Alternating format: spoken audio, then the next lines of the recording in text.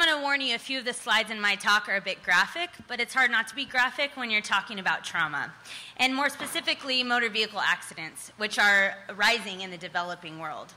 And the reason I care about this is because most of the survivors of these accidents, they suffer from broken bones. And that's what my whole world revolves around, is broken bones. And if any of you have traveled in the developing world, you've seen images like this. And a broken bone doesn't seem like that big of a deal in the big scheme of things. But in the developing world, it means permanent disability.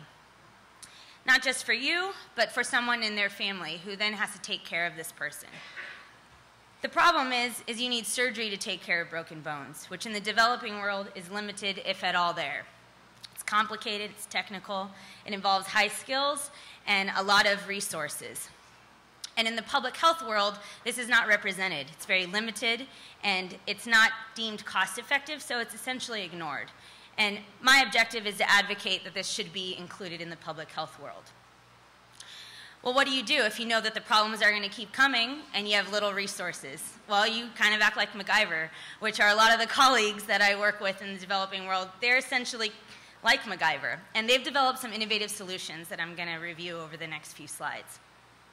So traction is the go-to source of care when you have nothing to work with and you don't have a surgeon. The problem with traction is you're in a hospital bed rigged up to that for a few months.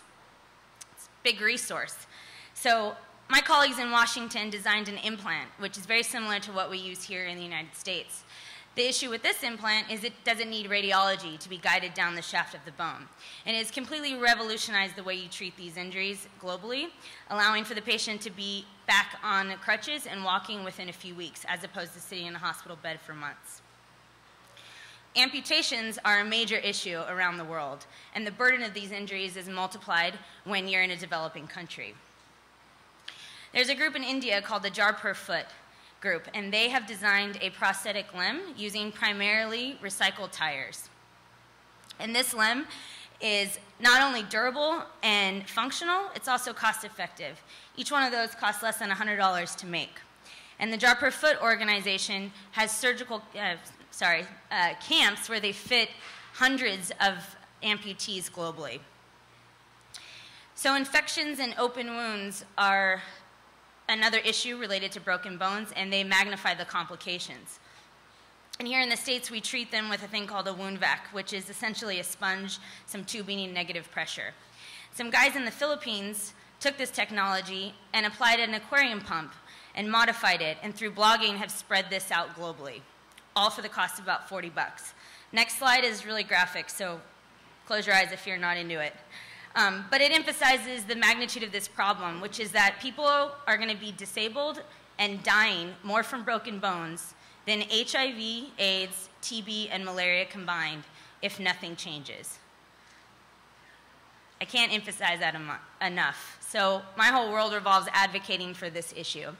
But we need to know more about it. We need to know why it's a problem. We need to know what resources are there, what's available to us, what technologies are appropriate in the developing world, and we need to try to empower the people on the ground dealing with these problems.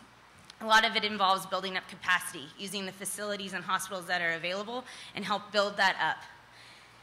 And the driving force behind this, in my world, and in my opinion, is because just because you broke your leg in Africa doesn't mean you should be permanently disabled.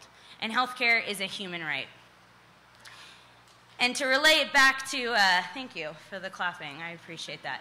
So to relay this back to something we can connect to here in the States is healthcare is becoming a topic on the news headlines. Healthcare reform is coming down the pipes, and the reality is we have the extreme opposite of what they have in the developing world.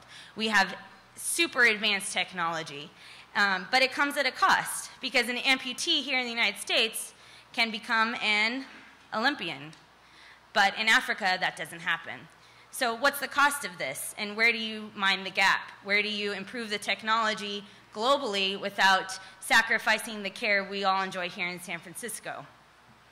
Well, I believe it's got to be distributed. You got to study it. You got to modify training and empower the people who are educated working with these injuries in these patients globally. And that's what my group, IGOT, represents, and we're based at San Francisco General Hospital.